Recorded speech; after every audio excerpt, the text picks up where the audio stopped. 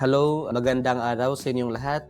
Ako po si Nomerly, Dr. Nomerly Dines Caligtan from Bauco Mountain Province, working ngayon as a DTTB doctor or a rural health physician sa Tinok, Ifugao. I've been assigned there since March 2026, so I've been a DTTB for almost 4 months now. Okay. Dapat talaga na maging DTTB. I was very fortunate. My schooling or my journey to become a doctor was funded also by DOH under DTTB program. So I was a scholar po. And at the same time, during my trainings in the big hospitals like Mariano Marcos in Ilocos Norte, also in Baguio General Hospital here in Baguio, common po na napapansin natin doon na maraming mga pila sa outpatient department. And yung mga pila dito sa outpatient department are simple cases. They could have been managed sa community level. So, lagi na yung complaint doon bakit ka nandito? Pwede namang na-manage yan sa community, parang ganun. So, it became like an inspiration or a motivation to become a DTTB doctor, to be deployed in the community level. I think several, no? Marami pong mga moments na ganun. Oo. When you stay in the hospital, usually, patient comes to you. There was this one time na biglang may tumawag na, Doc, may mga anak dun sa Sitio Dungao. And malapit lang ba? Sabi ko. Yes, nandyan lang. So, punta tayo. Andyan na yung baby, andyan na yung ulo, sabi. So, what we did was, we traveled and then yung sinabi nila na malapit, it took us maybe 15 minutes, 20 minutes by car, and the road is very rough, unpaved road, mga ganon. And when I was there, nung nabutan ko yung midwife actually, siya na yung may hawak ng ulo ng bata, tapos yun na, papalabas na yung bata. And this situation actually convinced me na, dapat talagang may doktor sa community kasi the problem is access to a medical doctor is sometimes difficult. So, being you na present there sa community is really big help. At the same time, when they say thank you, they give you their harvest para mag-thank you, it really matters sa mga ganon. Aside from that, after we deliver the baby, we stabilize the mother, we stabilize also the patient. I realized that the baby is somewhat underweight. So, dati may mga ambulance tayo, di ba? Na pupunta sa hospital. If you are also a doctor, you become also a driver. No? Magiging ambulance driver ka. So, we need to bring the patient sa nearest hospital. So, aside from helping the patient, yun, tinrive namin yung sakyan para makapunta doon. And it was one of my first deliveries. Kaya, it was very somewhat, buti na lang may doktor. Kasi hindi ko alam kung anong mangyayari. One program of our Department of Health is what we call Puro Kalusugan Activity. We plan na dapat pala mag-barangay visit na ako. At least once or twice in a month, nakita ko yung barangay. Kasi in Tinok, the travel from one barangay to the center is mga 1 to 2 hours. And that road is unpaved or rough, magko-cross ka pa sa river, mga ganun.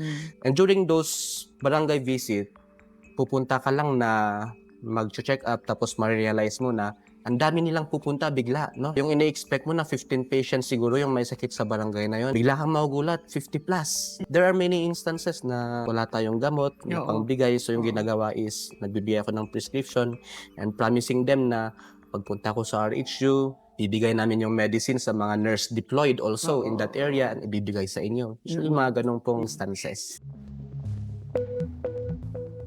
Halos parehas, ma'am, sa hospital, no? Kaya yun yung importance talaga ng doktor sa community kasi we see cases of hypertension, cases of diabetes, road accidents, trauma. This is really important kasi if these cases could be managed dun sa barangay na agad, dun sa community, hindi na kailangan ng hospital visits. And dun naman sa hospital, makafocus sila sa mga serious cases na andun sa hospital kaysa mag-focus lang sa simple cough or simple pneumonia, which could have been managed in the community level. Yes. So, the same po. The only difference is that mas marami yung nakikita natin sa hospital. How did I build trust? I think by being present in that area is actually one way, no? When I was there, yung akala ko ako lang yung magdadala ng knowledge sa community. Not realizing that may mga kasama tayong barangay health workers, nurse, midwife, medtech, and they were all there to welcome. Tapos, yung ginagawa ko dati is usually nakiki-attend ako sa mga community gatherings. Like, doon sa amin, hindi ako nag-attend sa mga lamay actually. Pero when I was there, nag-attend na ako sa mga ganong simple birthdays, simple community gathering. Pag may lamay man yan, pumupunta ako. Until na, yun, unti-unti, kapag may need ako sa kanila, yung mga community elders na yung tinatap ko. Tapos, they were very supportive actually in that area. When you apply for a GTTB program, you are required to render service. In 1 year of scholarship, you are to render 2. So 1:2 po. Provided that your first 3 years should be in the community. So DTTB. Okay. So I will be a rural health physician on my first 3 years of returning the service. And for the remaining years, pwede na po kaming magtrabaho sa any government hospital. Pero government Yes hospital. po. Till you're able to what? Kasi 1:2, 8 years? Yes po. So our government hospital is assured for 8 years of your service. Okay. Yes po, ma'am. Hindi siya sa clinic. Actually, hindi siya sa delivering clinical service. I was not informed that when you are a DTTB pala, ma'am, you become a negotiator, a communicator, a manager, something like that. Because even though our leaders in politics have different personalities, have different priorities like that, one of my best memories is that I can talk.